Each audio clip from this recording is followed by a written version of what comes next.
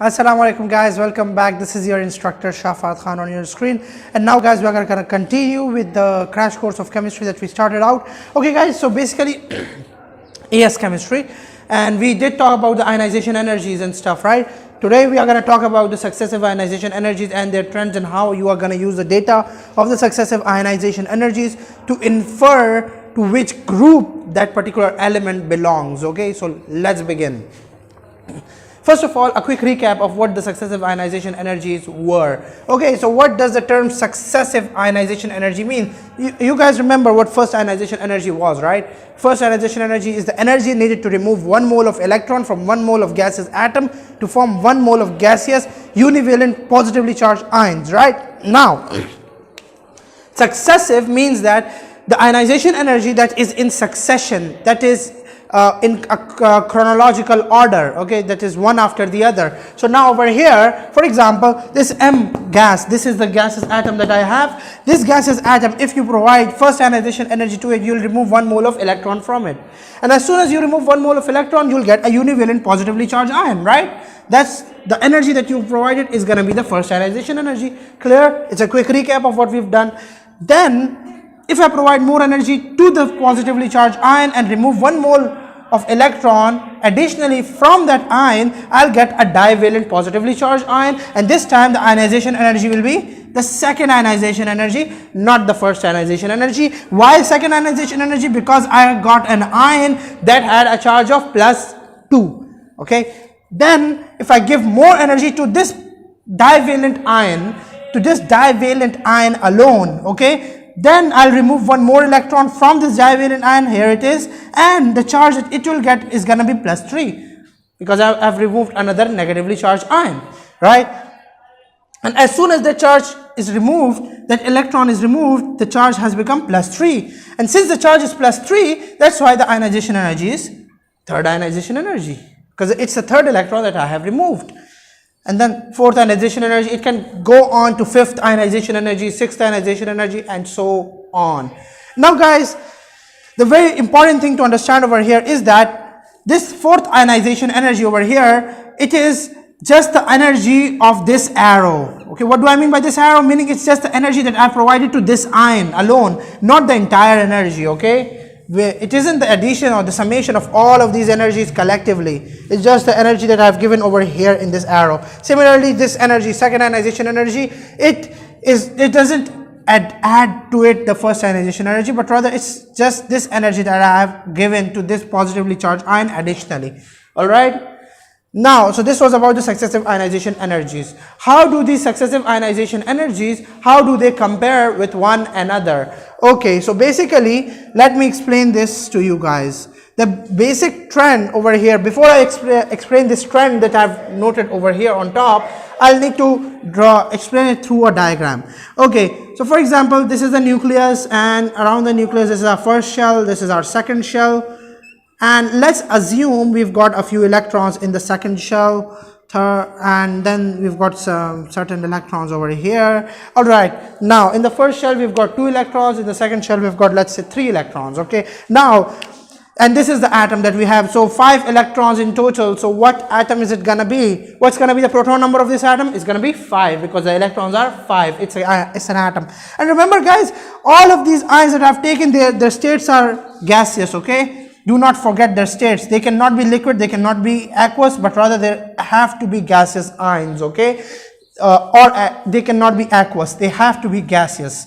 Then coming back to this ion atom over here, proton number 5, what element is it?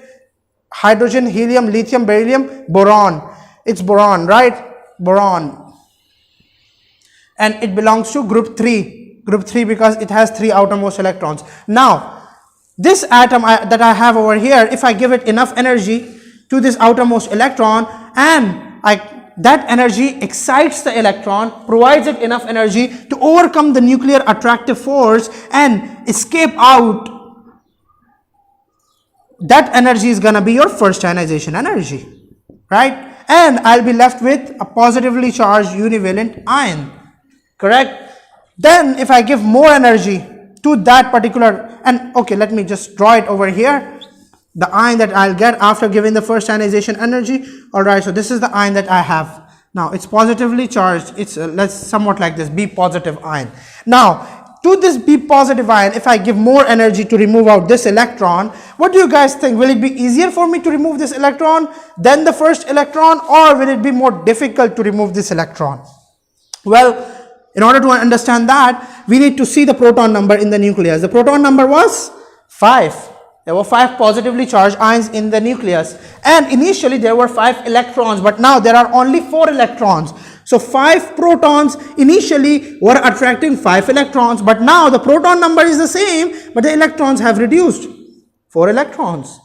So what do you guys think? The nuclear attraction or the attractive pull of these 5 electrons on each of these electrons has now increased because the negative charges have reduced. Okay, so I can say that the effective nuclear attraction has increased. Effective nuclear attraction has increased on each of these electrons, right? And since the effective nuclear attraction has increased, so this outermost electron now in this positively charged univalent ion is gonna be more strongly held to the nucleus, right? And since it's more strongly held to the nucleus, therefore the energy that I'll now provide, it's gonna be more than the energy I provided to the first electron, meaning in simple terms, the second ionization energy now is gonna be greater than the first ionization energy. Correct? Makes sense? Then, now I've removed the second electron. I'll be left with a divalent ion this time, because the proton number doesn't change. It won't change because the protons are in the nucleus. It's the electrons that are changing. All right. So now this is the species that I've gotten. Now the effective nuclear attraction on each of these electrons has become even stronger than the last time. Okay, it has become even stronger. So I'll require even a greater amount of energy to remove this electron. In other words, I'll require a more energy, meaning I'll require a greater third ionization energy than the second ionization energy, meaning the third ionization energy this time, which is needed to remove this electron, the third electron, is going to be greater than the second ionization energy, because the effective nuclear attraction has become even stronger. Now we've removed the third electron as well, and now this entire shell has become empty, right? Because we've given it enough energy. We are only left with 2 electrons, and the charge that we get on this ion is now +3 after removing the third electron. Now this species that we have with the 2 electrons and 5 protons is a trivalent ion, right? That's why the energy that we gave the last time, like the time just before this one, was the third ionization energy. Now in this species, the effective nuclear charge or effective nuclear attraction is going to be even more than the last time, right? And this time, since the entire quantum shell is gone now and the quantum number has changed, the fourth ionization energy that I provide, this one, the fourth ionization energy, this is going to be not just greater, it's not just going to be greater than the third ionization energy, but rather it's going to be a lot more greater than the third ionization energy. It's going to be huge. The difference in between them is going to be very, very large. Okay, there's going to be a big jump in between the energy levels of third and fourth ionization energy, unlike the difference between the first and the second and the third. The first and the second and the third had small differences in energies, but the difference between the third and the fourth ionization energy is going to be greatest. It's going to be huge. It's going to be a very big jump, because whenever the quantum number changes, then the nuclear attraction becomes very, very strong. Okay, and I've written this down in words over there, that if the quantum number changes, there will be a big jump, a very, very huge jump in the ionization energy, a huge difference in the ionization energy as compared to the previous ionization energy. This is a rule, and this is the principle that you can use to infer the group of that particular element. Excuse me. Now, how am I supposed to infer the group? Well, it's simple. Before I go on to inferring the group, this is the pattern that I have. Okay, the first ionization energy was the first one that I provided to the electron, for the outermost electron to be removed. Then I provided second ionization energy, and the second ionization energy removed the second electron from the atom. Then after I remove the second electron, and this second ionization energy is going to be greater than the first one because the nuclear attraction is increasing.